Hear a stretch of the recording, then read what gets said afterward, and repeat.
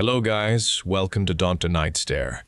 I know you guys come here to relax and take a nap, so before we go, please hit like and subscribe. By the way, also tell me what time and where you guys listening from. Alright then.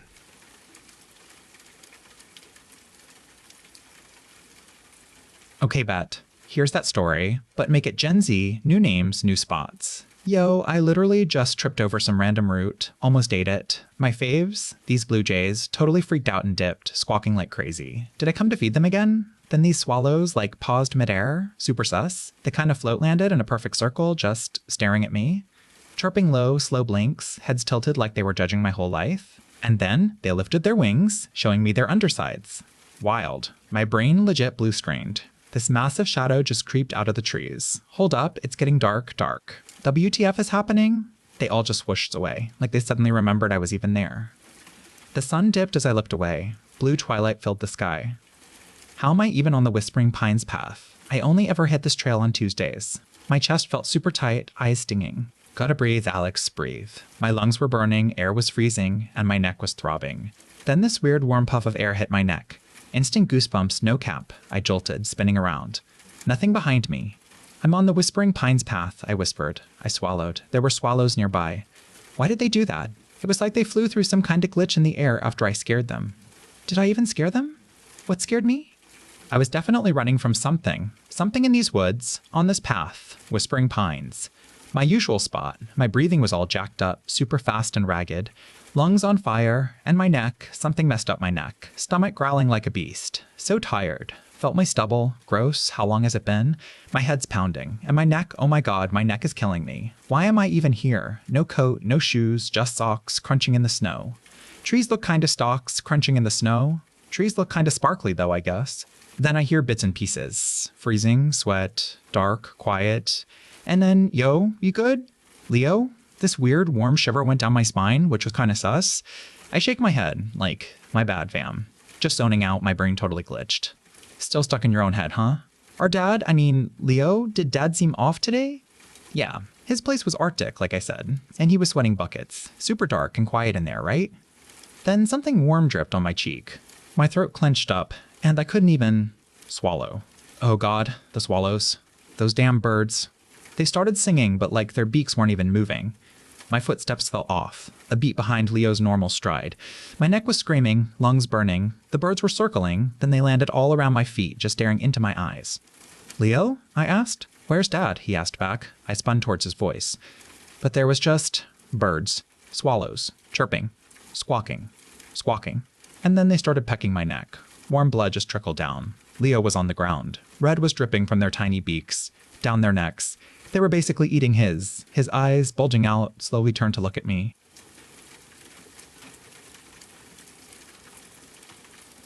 Okay, so real talk, I was not feeling the whole camping vibe. But like, my BF Liam was super into it, and it was a to compromise. We agreed. Spring, we rough it in a tent in Blackwood Forest Preserve. 6 months later, dead of winter, we're living our best life at a bougie resort in Santorini. Fair, right? E-relationship goals? Kinda. The drive was like eternity. Liam, bless his heart, is a total fidgeter. Tapping fingers, leg jiggling a mile a minute, constantly running his hands through his hair. I swear he could win an Olympic medal for most restless person. TBH camping was never even on my radar. My parents? Absolutely not. They grew up super poor, so sleeping under the stars with no Wi-Fi or indoor plumbing was basically just a trauma trigger for them. No cap. So I told my mom, Brenda, about the trip. She rolled her eyes at first like, of course you're doing that. But then I told her where exactly we were going, Blackwood Forest Preserve, and she legit gasped. Her eyes went wide and she whispered this super creepy line, like a meme she'd memorized. In the mountains older than bones, strange things hunger for them. She was like, hold up, and bolted upstairs. Came back with Grandma's amethyst necklace, practically shoved it into my hand. Held my hands like her life depended on it, squeezing them hard. When your dad and I left those woods, she started, it wasn't just because we were broke. I was, low-key, just admiring the sparkly amethyst, half listening. There are things in the forest we wanted to shield you from. She gripped my arm so hard it hurt, finally getting my attention. I jumped. Maya, listen to me, she said, her voice tight. I really don't want you to go, but if you do, the second that sun dips, you do not talk to anyone you haven't seen before nightfall.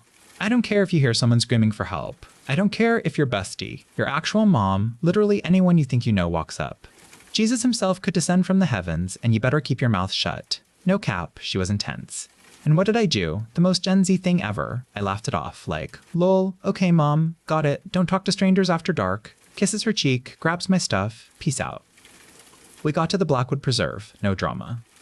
And yeah, I was wearing the necklace. I mean, it's amethyst, it's pretty, and it was grandma's. Why not?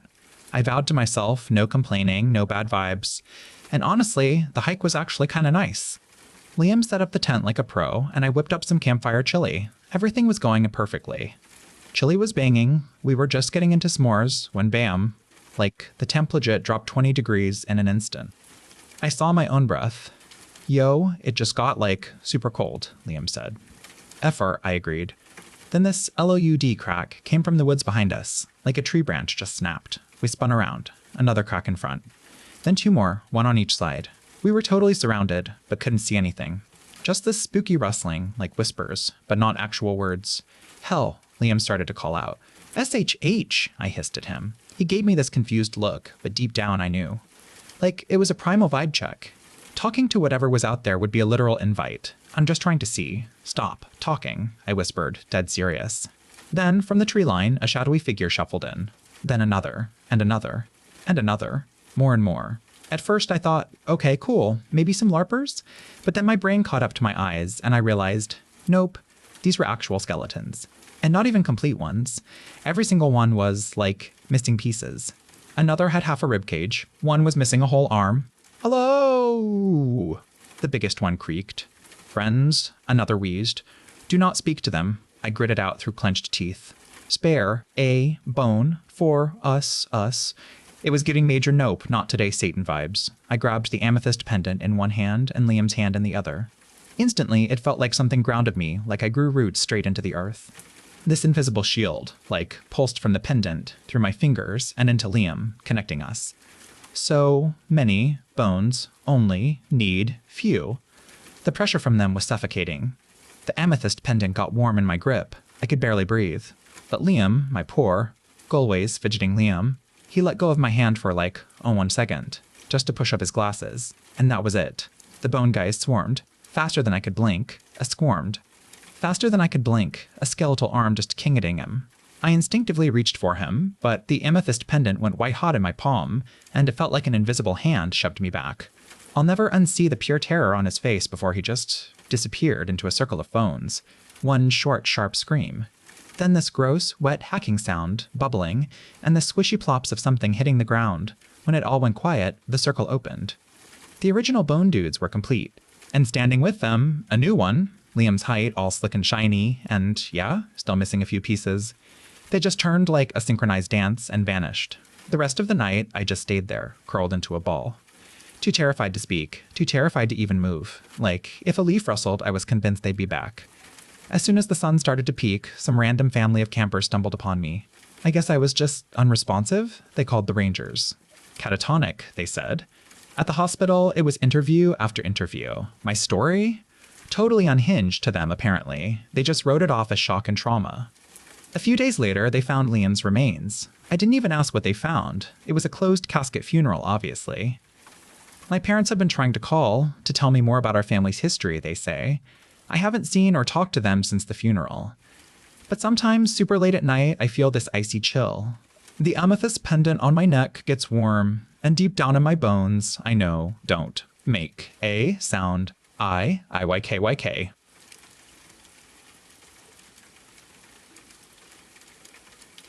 Okay, so legit, there's only one rule when you hit up the glitchy woods. And YOU always gotta wear your neon green scrunchie around your wrist. Nana always said it wasn't to, protect you from the woods. It was so the woods knew your vibe, you know? So they didn't, permanently ghost you. It's been this whole thing in our small town of Oak Haven for ages. No one knows why, but everyone's better safe than sorry. Every generation has its own creepy story about someone who forgot their scrunchie. Their bodies would turn up weeks later, totally messed up, always right by the main trail, but it was like they just couldn't see it, couldn't find their way back to civilization. Nana told me this one story that still gives me chills. She and her bestie were grabbing boba in Oak Haven. It started getting dark, so they decided to take the shortcut home through the glitchy woods. They hadn't gone far when her friend was like, OMG, my scrunchie. I left it at the boba shop. She totally freaked and they both started sprinting back. But after just a few steps, Nana was, like, totally alone. Her friend's body was found weeks later, right where they'd turned around. Legit terrifying. I was retelling that story to my boyfriend Ethan as we were hiking to Oak Haven through the woods. You already told me this, Chloe, he grumbled, totally annoyed. Yeah, but you used to think it was cool. That was before, Chloe. Are you still, like, super salty about? Yeah, I'm still salty. How could you even do that with Leo? I can't even look at you anymore. All I see is him. Awkward silence. We just trudged along. Ethan was staring at the ground, basically radiating bad vibes. I tried to hug him from behind. Get off me, he yelled, literally ripping my hands away. Ethan, I'm so sorry. My eyes started welling up. His face was all twisted up with anger. I just stared at my feet, mascara probably running. Tears streamed down, I covered my face. Wait, Chloe. A flicker of actual concern in his voice. Was his heart finally uniced? Chloe, where's your scrunchie? My spine did a whole shockwave thing. What do you mean? It's on my wrist. I pulled my hands away, vision blurry from tears, wiped them off. Ethan's eyes were, like, huge with terror. He pointed at the ground. My neon green scrunchie lay there, almost invisible in the fallen leaves. Ethan, no, you absolute prick. It's not my freaking fault. My hands dove into the leaves, fishing out the scrunchie. I looked at Ethan, practically begging. He bit his lip. I tried to walk towards him, but he started backing away. Ethan! My voice just faded into the sound of crunching leaves. The whole area around me just, like, slowly went pitch black. My ears started doing this mild ringing thing, then it just cranked up to 11, so loud I thought my eardrums would literally explode. I covered my ears, squeezed my eyes shut, and screamed my head off. Then, absolute silence. I slowly opened my eyes, no more leaves under my feet. Ethan was standing a few feet away. The woods were super dark, but the moon was shining, like super bright. The scrunchie was still clutched in my hand, a faint breeze. I shivered. It was freezing. The tree's spooky bare branches swayed in the wind. Ethan? My voice was, like, shaking so hard. He was staring at the ground. Then he lifted his head. His eyes met mine, but they were wrong. Empty. His irises actually glowed under the moonlight. What's good, Chloe? He said, with this super creepy calm. He had this unnaturally wide, unsettling grin. Where Karui? What just happened? Chill, Chloe. We're still on the path. A literal chill went down my spine. A literal chill, Chloe. We're still on the path. A literal chill went down my spine. The dirt path felt solid, but it was like trying to walk through thick mud after a massive storm. Every step was like double the effort. What's going on, Chloe? He started walking towards me. Are you okay? Okay? Why wouldn't I be okay? The woods are usually like clouds at night, but it was dead silent. No owls, no crickets, no nothing. Just our voices and our steps. Where are you going, Chloe? Ethan, He started speeding up. My heart was doing a whole TikTok dance, but not in a good way. I turned and just ran. His footsteps were right behind me. Closer. I could feel his breath on my neck. My blood, like, literally froze. His hand grabbed my shoulder and spun me around. His eyes were glowing. Cred. Gotcha, Chloe. Ethan, please don't. He slammed me to the ground. I tried to crawl away, but he just pulled me back. The mud was so cold, seeping into my hair. He let out this, like, totally blood-curdling laugh and climbed on top of me. He pulled up his sleeves and put his hand on my neck. He was just staring into my eyes. I tried to pry his hands off, but his grip was, like, insanely strong. Ethan slowly started tightening his grip. I started gasping for air. Was this, like, the end? Wait, the scrunchie. It was still in my hand. I, like, fumbled and wrapped it around my wrist. I felt it tighten, but I could still feel his warm hands crushing my throat.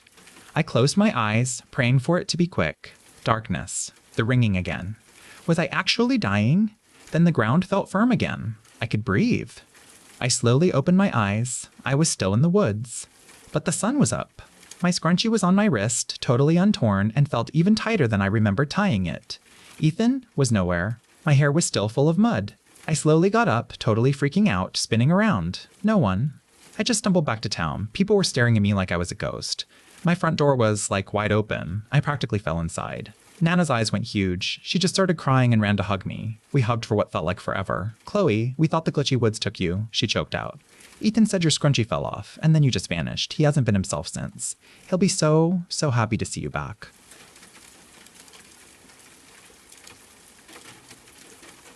Okay, so listen up, because I'm legit typing this from a hospital waiting room, hands all bandaged up like I went 10 rounds with a cheese grater far. Last weekend, I tried to do a chill solo camp trip at this place called Maplewood Canyon, a wilderness preserve outside town. The reservation email said Pine Needle Nook in Loop C. Still got the receipt, all crinkly and smudged from rain and panic sweat, but you can see it, Maplewood Canyon. One night. $35. Plus this reservation ID that means nothing to anyone but me and my nightmares. I'm not asking you to believe in ghosts or Bigfoot or whatever. This was like hardwares. Something you can totally buy, toss in a tote bag, and just switch on. I camp alone a lot, and I do it the smart way. Not the boring way, but the not getting eaten by a bear way. I tell my bestie where I'm at, park nose out so I can bail fast, lock up all my snacks, no sketchy night hikes, zero alcohol. I'm not out here looking for trouble, promise. This time, I just wanted one quiet night and some coffee that tasted like wood smoke in the morning. I pulled up around 40 p.m. The ranger guy at the check-in booth just scanned my QR code, gave me the usual keep it down after 10 spiel. The entrance sign said fire danger moderate, no outside firewood. Standard stuff. The preserve was pretty busy, not gonna lie. Families in huge SUVs, a couple with a rooftop tent living their best even life, a group of teenagers beefing over a Bluetooth speaker that kept cutting out. Loop C was deeper in the pines, and the dirt road was all bumpy. My spot, Pine Needle Nook, was on the outer edge. Not the best view, but super private. Picnic table, fire ring, and one of those heavy-duty steel bear boxes bolted to concrete that screams Keens when you open it. The first thing that fell off was these posts. There were 4 skinny fiberglass stakes, like waist high, with bright orange reflective tape on top. Total survey marker vibes, but like, super random for a campsite. They were spaced in this weird, loose square that didn't match the normal site boundary. And each stake had a black zip tie near the top, cinched tight around nothing. I stood there, probably too long, just staring at them with my hands on my hips like that would magically explain it. Told myself it was maintenance, hazard tree marking, utility work, something. Set up my little 2-person backpacking tent, parked nose out, cooler in the bear box, and here's where I made the stupid human mistake I keep replaying in my head. I didn't latch the bear box properly the first time. Closed it, heard the heavy door thunk, walked away thinking it was secure. 10 minutes later, I walked back and realized the latch was still open by half an inch, just chilling there. Mumble got myself, fixed it, moved on. Around 6:10 p.m., I walked to the restroom building to wash up. It was painted that tired park bathroom green, smelled like damp concrete and lemon cleaner that never quite wins. On the way back, I passed a bigger site where some dad was just pounding tent stakes with the flat side of a hatchet. He nodded at me and said, "Bugs are insane, man," I agreed, even though I hadn't noticed any yet. Then he looked past me towards my site, squinting like he was trying to read something in the dim light. "Yo, what are those poles?" he asked. "Already here," I said. "Probably maintenance." He made a face like he was not buying that, then went back to his tent. Made a small fire. Nothing huge, just enough to feel like I earned being outside. Ate a pouch dinner and just sat on the bench with my headlamp around my neck, listening to the campground noise, then out. Heard a baby cry somewhere down the loop. Someone laughed too loud and got shushed. A car door slammed. Then it got quiet in that way campgrounds do, where you still hear people, but it comes in little distant pieces. At 9:58 p.m., my phone flipped from 5G to SOS. I remember checking it right before crawling into my sleeping bag. Texted my sister, all good. Night. It failed to send. Not surprising. Lots of preserves have dead spots. I fell asleep with my keys in my hand. That's another thing I normally never do. I always put them in the same pocket. This time, I was half asleep and just set them on the picnic table when I tightened my tent guy lines, then forgot to pick them back up. Didn't realize that until later when it, really mattered. Slept for maybe 2 hours. Woke up because my tent moved. Not a gentle flutter of wind. A hard tug like someone grabbed the rainfly and yanked it. My first thought was an animal brushing past. Then the tent moved again. Lower, like pressure at ankle height. I sat up fast. My elbow hit the tent wall. My heart went straight to my throat. I listened. No footsteps, no snorting. Just a faint sound outside that absolutely didn't belong. A tiny clicking steady, like a cheap plastic pen being pressed over and over. Click, click, click. Found my headlamp and turned it on, pointing it at the tent wall. The nylon glowed. Shadows moved wrong. Thin lines crossed the fabric. Not like branches, not like the normal wavering shapes you see when light hits canvas. I pushed the door zipper open just enough to look out. The beam hit the orange tape on the nearest stake and flashed super bright. Behind it, in the dark, something caught the light in sharp little glints. Clear line. Fishing line. Monofilament. Dozens of strands stretched between the stakes. Some at shin height, some at waist height, some higher. A whole web that had not been there when I went to sleep. And it was moving, not swaying. Tightening, tightening. The clicking got faster. A line snapped tight across the front of my tent door, and the nylon creased around it like it was being cinched. The tent shifted an inch, then another. I crawled out on my hands and knees because standing felt like begging to get clotheslined. The headlamp made the lines sparkle for half a second, then they vanished again, unless the beam hit them at the right angle. A line caught my wrist. It did not wrap gently. It bit. Pain so clean it felt hot. It dug into my skin like a wire saw. I yanked back on instinct and the line tightened, dragging my hand forward toward the nearest stake. My headlamp bounced. The beam flashed over the ground and I saw where the lines were anchored. Small black boxes at the base of trees, each about the size of a brick. Each had a spool and a little metal wheel like a tiny winch. The clicking was coming from those boxes. They were pulling the line in. A second line snapped up and caught two of my fingers together. My hand cramped instantly. I felt my pulse banging against plastic and pressure. I went for my pocket knife, got it open, brought it down on the line at my wrist. It did not cut right away. The line stretched. The blade skated, then it finally nicked through. The moment it broke, the free end snapped back and whipped my knuckles. I rolled, trying to get clear. A line tightened under my armpit. Another caught my ankle, and my foot slid toward the stake like the ground had turned slick. I started yelling, loud, ugly. I screamed for help until my throat burned. No one came running. Either nobody heard or nobody wanted to charge into a campsite full of invisible line. Then I heard something new, not clicking. A soft electronic chirp, like a key fob, followed by a longer tone. One of the winch boxes changed pitch. It went from click to a smooth high whine for half a second. The line on my wrist tightened again, and I understood what it was doing. This wasn't just a web. It was a net that was closing around me. I crawled toward the nearest box, cutting lines as I went. Each cut line snapped back, stinging, sometimes catching my clothes. The knife handle got slick with blood. My wrist burned in a clean groove where the line had opened it. I reached the nearest box. It was strapped to the trunk with a ratchet strap. A thick battery pack sat beside it, wired in. On top was a small antenna, like a cheap handheld radio. The line ran through a metal guide and onto a spool. I drove the knife down and cut as close to the spool as I could. The motor protested. The line went slack for a breath. Then the spool reversed and yanked the slack back. The line tightened around my calf again, harder, like the system corrected itself. Something in the trees flashed to my left. A red dot, low, moving. My headlamp caught a shape behind a trunk. Someone using the trees, keeping distance. A hand raised. I saw the rectangle of a phone or a remote. The red dot moved again and settled on my torso, steady, like it was aimed on purpose. My stomach turned cold. Not because of the dot, because of what it meant. This was for me. I grabbed the battery cable and ripped it out of the box. The clicking stopped. The line around my leg went slack so suddenly I almost fell backward.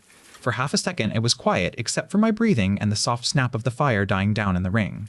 Then another clicking started farther away, another box. Back up. The lines began tightening again, slower but still tightening. The person in the trees shifted, leaves crushed under a careful step.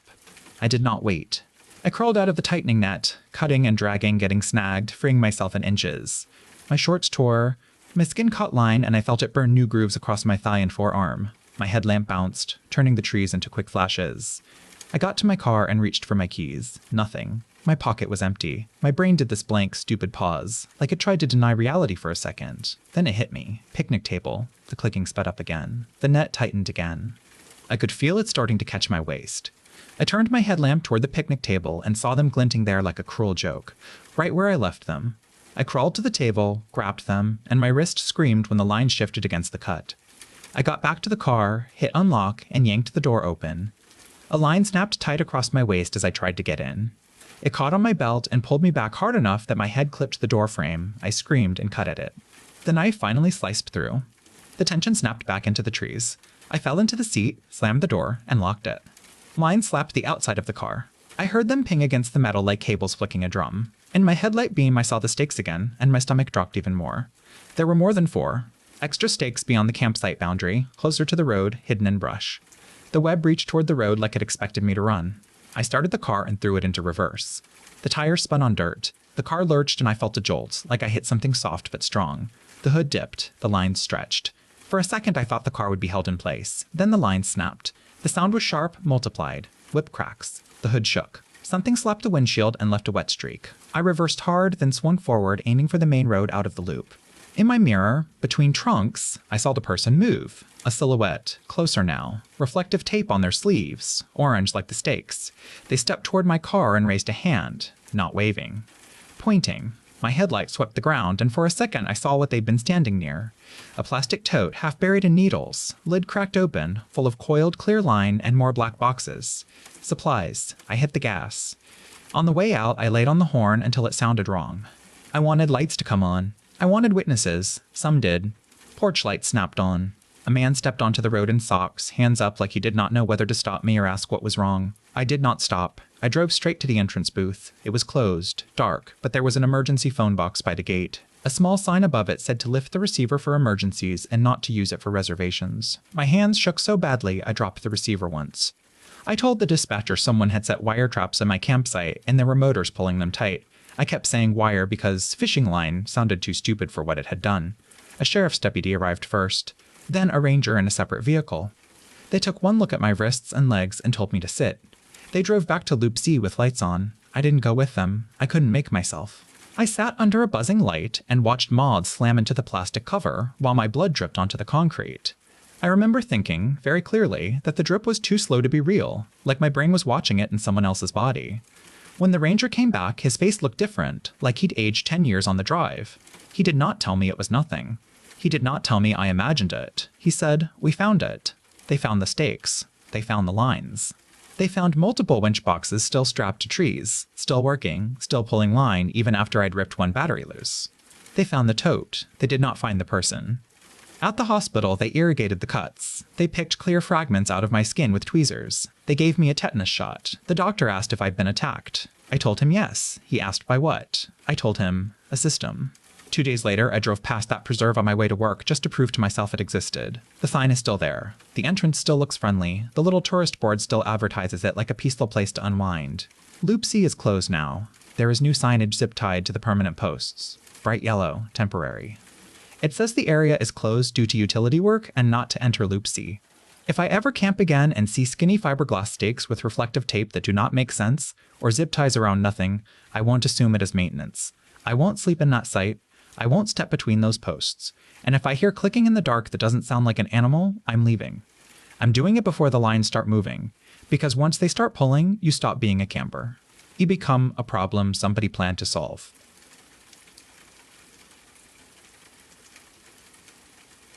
Okay, so before I even met the super sus dad and his daughter, I'd already scrolled past 3 of the victims online. First was this mom influencer type from Dusty Gulch. Her news pic looked like total cottagecore family vacay, sun just hitting her hair, smile a little off-center like she was mid-laugh. Then there was this delivery guy from Cactus Creek. Used to hit up my spot for coffee when he passed through. Didn't know him, but his voice was memorable, all gravelly like he lived on energy drinks and dry desert air. And this old dude who fixed vintage cars from Sunstone Flats. Quiet, ordered pie a few times. Always smelled faintly of grease, even after he'd scrubbed up. The articles were just black text on white screen vibes, just the facts, no cap. Names turned into ages and zip codes. But my dreams? Oh, they went theirs. Not jump scare horror, more like quiet, super specific details that clung to me even after I woke up. One night, I'm just chilling in this patch of desert, total darkness. Winds being extra, kicking sand in my eyes until they burned. Air tasted like rust and, like, dry sage. The mom influencer was just there, in the dirt. One shoe gone, sock all dark with blood. Her hair was stiff, matted. When the wind rustled it, it made this weird crackle. I reached down and felt something hard in her palm. A flower. All dry and fragile, edges sharp enough to cut you. Next morning, her obituary dropped and I was like, nah, my brain just made that up, right? Another night, it's the delivery guy's rig, just parked on a frontage road, totally abandoned. Engine ticking as it cooled, like little snaps in the silence. Open the door, and boom. Old coffee and diesel fumes hit me. He's there, eyes open but not seeing, hands on the wheel like he just paused mid-drive. And guess what? Same dry flower between his fingers, pale and curled. Woke up, heart going 100 mph, convincing myself it was just an overthink from reading too many true crime Reddit threads. For the mechanic, it was this super dusty, greasy workshop. Tools gently clinking, like someone just brushed past. He slumped in a chair, head tilted. Arm hanging loose, fingers stiff. And, you guessed it, same desert rose in his palm, all chalky and brittle. I kept telling myself, Alex, your subconscious is just recycling assets, chill. But low-key, these dreams made me super worried for my regulars. Folks were shook. You could hear it in their voices, super hushed, sentences just trailing off. Nobody was doing big parties, birthdays, retirements, even graduations. If people aren't celebrating, they're not ordering cakes, period. My little baked goods biz in Ridgeville, AZ was barely hanging on. Usually, it's all sugar and warm butter vibes, but lately, there's this anxious edge, like a laptop charger about to short out. I dropped my prices, lowest in town. Not for the cash, my aunt left me enough to keep it afloat. But it felt like something I could do. Maybe if people had a reason to smile, it'd keep the fear from just setting up shop in their souls. The local PD would swing by sometimes. Their radios would quietly crackle, like background music to their lukewarm coffee. I'd hook them up with free pastries, told them it was community outreach. Really, I just wanted to catch any tea they'd spill. One afternoon, while they were nursing their coffee, I asked if they were close to catching this guy. One of them mumbled something about those flowers, then totally clammed up like he'd just spoiled a major plot twist. I leaned in, hands on the cool counter. "What flowers?" I asked, dead serious. "Desert roses," he muttered, staring into his cup. Every single victim had one in their hand. The weirdest part? I already knew that. It wasn't in any article, anywhere online, just my dreams. I tried to gaslight myself. Oh, you probably saw it on some old blog post, forgot. But the thought just stuck, heavy and living rent-free in my head. After that, my nights were a whole other level of messed up. I'd wake up convinced I smelled dust in my sheets, this dry, bitter scent that didn't belong. My mouth felt gritty, like I'd been doom scrolling through a sandstorm. One time, I even found actual grains of sand on my bedroom floor clinging to my socks. Told myself it was from tracking it in, but when? I hadn't been near sand all week. Then, about a week later, the dad and his daughter walked in. The doorbell did its usual ding-dong, you're tired jingle. She looked like 16-ish, shoulders hunched, staring at the floor like she was anywhere but here. He stood super close to her, filling the space with BO and cheap aftershave. He wanted the super specific, bougie frosting I didn't have. I told him I couldn't do it by his deadline. The girl flinched, like bracing for a blow. Something inside me just twisted. So I smiled and said, "You know what? I can totally make it happen." That night, I crashed. No tossing and turning, no creepy dream details trying to bite me. Just one super vivid, crystal clear dream. I saw him walking alone on the edge of a dirt service road. Sky looking like cooling ash. Wind smelled like rain hitting dust, sharp electric. Someone was behind him, super close. I could hear their breathing, slow and steady. He turned his head, and there was this dull, wet sound, like something dropped in mud. His knees buckled. He fell face first into the dirt, mouth filling with grit. His hand twitched, then went still. Between his fingers, a brittle desert rose caught the moonlight, its shadow super sharp against the ground. When I woke up, I felt good. Actually rested. Clear-headed. My body felt light, like I'd finally exhaled after holding my breath forever. I just scrolled through my feed in bed until I saw the headline, "Latest Victim Identified." It was the dad. Same pic from the shop, arm around the daughter, her smile totally fake. I stared until my thumb went numb, and then, suddenly, this memory hit me, something I'd totally pushed aside. Before I'd gone to check the frosting that day, he'd muttered something at her. Low, but it cut deep. "You're wasting my money. Your mom could have just made a boxed cake mix." Her eyes had just stayed on the floor. She hadn't even blinked. I'd acquire that. Specific memory popped up then, but it settled in my chest like a boulder, cold and heavy. I pulled out my order book, found his number, and called. Straight to voicemail, his voice all cheerful and oblivious. I just said, "Hey, your cake's ready for pickup." After hanging up, I opened the industrial fridge for morning prep. Cold air rushed out, giving me goosebumps. Top shelf caught my eye. My aunt's dried desert roses, usually in a jar. 2 of them were there, petals curled like tiny fists, pale against the glass. Only 2. I stared at the empty space where the others should have been and just whispered to the empty room. Where the actual F did the rest go?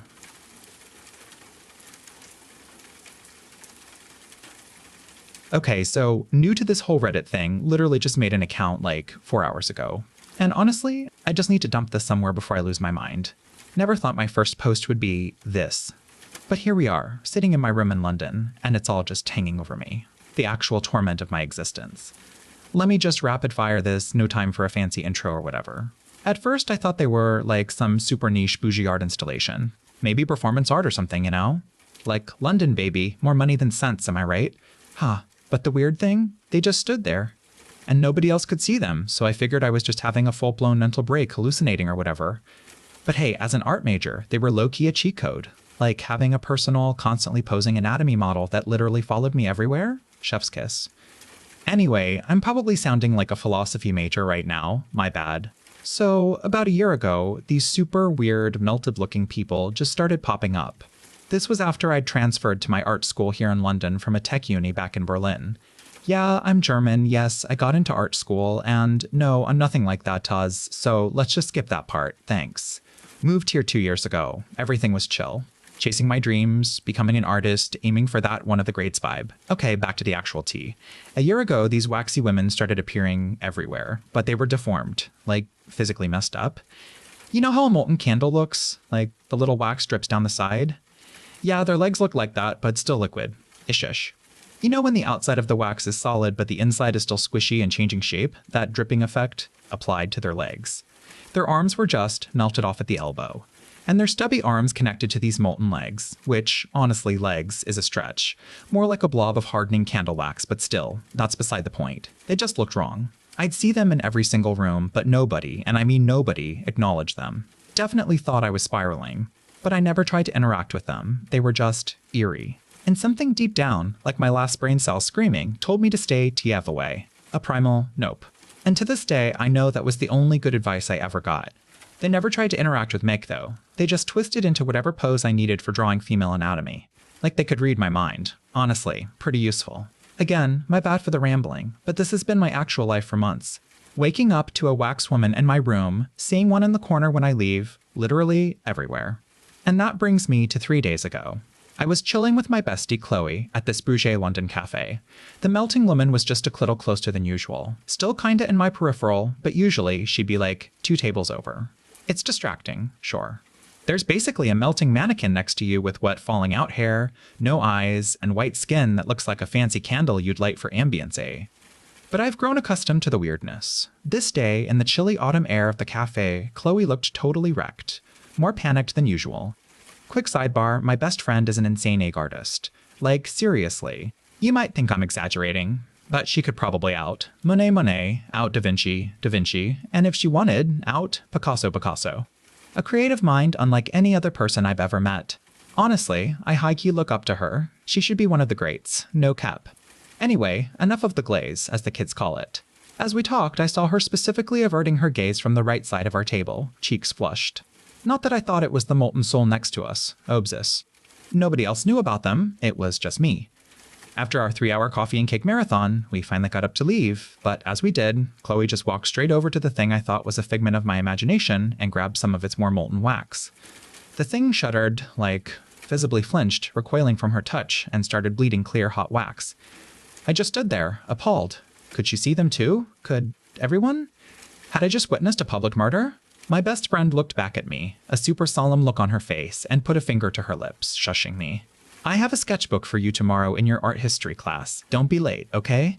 I just nodded, instinctively taking a step back from the wax mess on the floor. We walked out of the cafe quietly, and literally, nobody batted an eye at the drained wax corpse sitting there that Chloe had just attacked. Usually, we'd hold hands on a walk home like that, but we didn't. That should have been my first red flag. But me being the clueless, slightly stressed German art boy I am, I didn't get it. I walked into my dorm, saw the local wax figure, and did nothing. I just studied Da Vinci's anatomy notes like a normal person, ate dinner, sketched some clothing designs, prepped for bed, and passed out. Next morning, dragged myself to class, still feeling like a zombie. I hadn't slept at all. The image of Chloe violently ripping a chunk of flesh, no, wax woman, was on repeat. I glanced at the wax woman next to my doorway, slightly closer than usual, but whatever. Maybe they trusted me more now that I hadn't tried to kill them. Headed to uni, not art school, just regular uni for some general credits. First class was art history, where Chloe would give me the sketchbook. But when I walked in, she wasn't there. Not in our usual front and center seats. She's usually punctual, but hey, I could dismiss it, just like always. During my study break, I decided to just swing by Chloe's apartment. She hadn't texted me that she was sick, which she always would. I had to check. Maybe she felt bad about yesterday's incident. Whatever. It's not my job to come up with reasons why she'd skip class. As I arrived at her apartment block, a literal chill went down my spine. Another wax corpse. Clear, hot wax gushing out from where its stubby arms would have been. Had she, gone on a spree?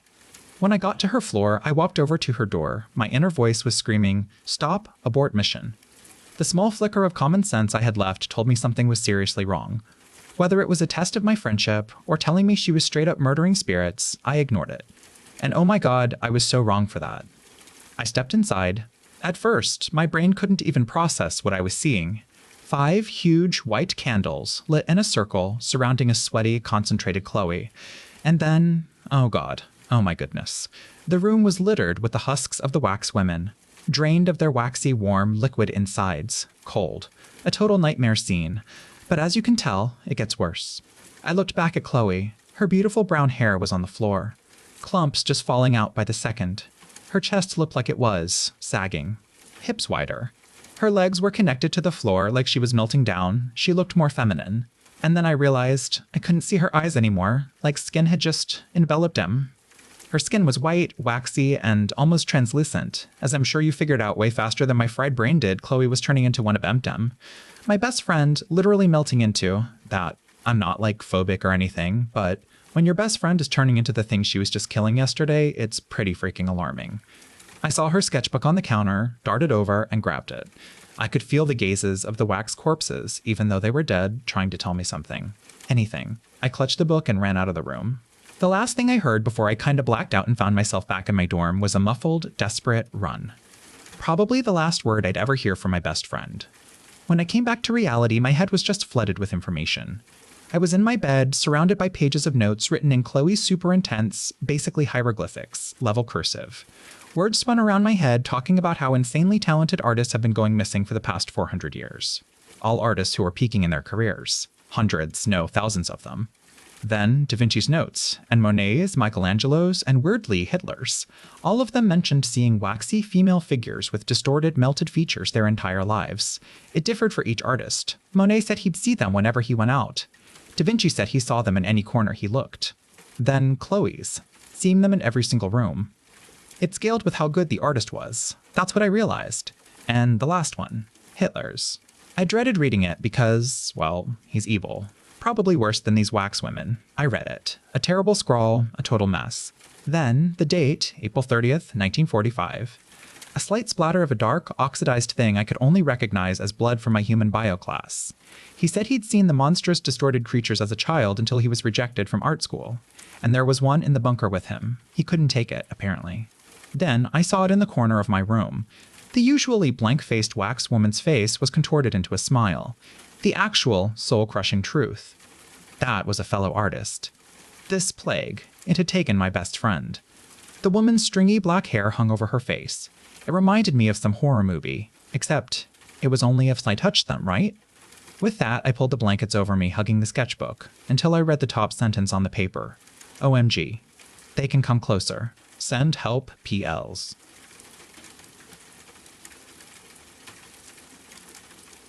Yo, so I was just chilling, doing my regular urban exploration / dumpster diving for cool tech, and I found this gnarly old USB stick. Legit looks like it got run over by a truck, but somehow this weird Sharpie die on it survived. Most files are fine, but the author? Total goblin mode, like they were either super sleep deprived or just vibing on another planet. If this chaotic masterpiece is yours, hit me up. I'll mail it back, no worries. Until then, get ready for a deep dive into whatever this person was on. FNS file name, Dropinus project. Abyss dive, squad log date, 4mar. 2024 time, 94.7M location. Entrance to Whisperwind Grotto. Chile depth, 0M. Log author, Kai Anderson. Additional crew, Maya Singh, Liam Chen. Okay, so we're finally starting our descent into the Whisperwind Grotto. The whole point of this trip is to scope out the new deep section, which apparently got way bigger after that insane rock slide like 2 years ago. Scans showed a huge drop in depth, which is kinda wild. We're thinking this whole thing's gonna take like 7 hours, tops. Our main goal is to map the fresh layout of the grotto and grab some cool rock samples. Secondary mission, see if any weird cave critters are still chilling down there. Going in like 45. Bet. Sixpira file name, Hitting Rock Bottoms Project Abyss Dive, squad log date 4mar. 2024, time, 2032 p.m. Location, deep within Whisperwind. Grotto depth, 802,241 mir. Log author, Kai Anderson. Additional crew, Maya Singh, Liam Chen. We finally almost hit the floor, chilling about 20 meters above it. Honestly, the main difference down here is just more exposed rock and some super old, cooled down magma. The cave life seems to have survived, which is cool. Saw a bunch of those pale cave fish, some blind eels, and little scuttling things. O2 tank levels are doing their thing, totally normal. The grotto definitely slopes even deeper towards the south. Kinda a vibe. Okay, this is where things went full, with the actual fug. Prepare yourselves. Misty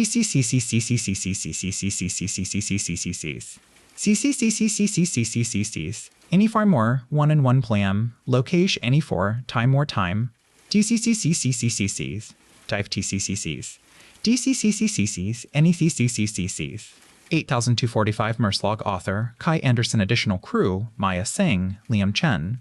Everything was chill, you know. Just cruising. Then, around 31:16 p.m., this insane sound hit us. Like a super deep, loud AF bellow that lasted for a solid 10 seconds. I'm talking eardrum shattering, probably like 200 decibels. Maya immediately got a splitting headache, and Liam was legit nauseous. The whole rig glitched out, all the sensors went haywire, so now we're scrambling to fix them.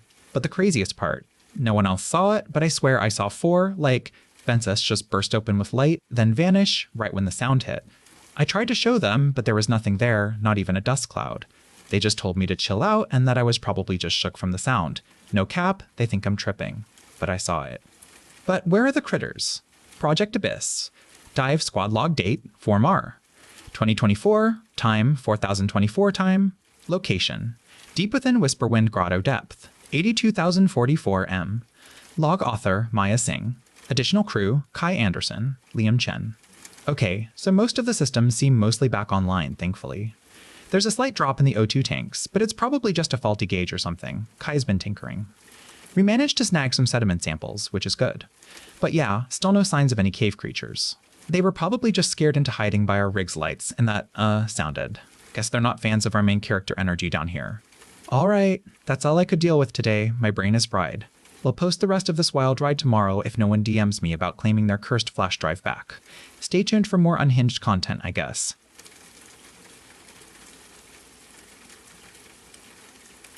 Alright, so picture this. I'm stuck in therapy, 6 months deep, and I haven't dropped a single word. Not one. Every Monday and Thursday, I'm just chilling in Dr. K's office, low-key demolishing her candy stash. She's fresh out of uni, living her best life as a therapist, and somehow I ended up as her first ever patient. How are you today? She asks after a bit, and I just hit her with the blank stare. Wanna, talk about it this time? She adds. But all she gets is my silence and the sound of me absolutely going to town on a lemon drop. My personal record is 42 candies in 30 minutes, no cap. I just unwrap another one, waiting for Dr. K to finally give up. But she's tougher than she looks, and now she's got this new idea. If I won't talk about the trauma, I gotta write about it. So, here I am, typing out the whole messy saga from my exchange year in the USA. Dr. K is never seeing this, not a chance. But low-key, it kinda feels right. Like a total trauma dump, but into a private notes app instead of a therapist lab. I still feel kinda gross afterward, but at least some of the weight is, physically gone. It all started when I got this insane chance to do an exchange year in the States. Like everyone else, I grew up on US movies and TV, so the whole high school vibe, playing baseball, living the American dream, it all just seemed so lit. So I applied, did the interviews, wrote this super cringe essay called I Have a Dream, and boom, I was in. Mostly because my dad, being the legend he is, just dropped a fat check on the school association. Money talks, even when you're trying to buy dreams, I guess. My mom, bless her heart, was high-key stressed. All the loose gun laws, school shootings popping off, and the whole political scene just tearing the country apart. She had bad vibes about it all. I totally convinced her back then. It wasn't a big deal. But looking back, yeah, she was right. If I'd just listened, I wouldn't be haunted by nightmares every single night now. Oof. Summer rolls around, and I'm on a plane heading to Silver Creek, Colorado. My host family was the Bakers. Mike, Sarah, and their son Leo, who was my age. Mike was in real estate, Sarah taught elementary school, and Leo was at the same high school I'd be going to. They lived in this huge single-family home that, coming from Australia, felt like it was made of cardboard, OL. But honestly, they weren't super different from my own fam.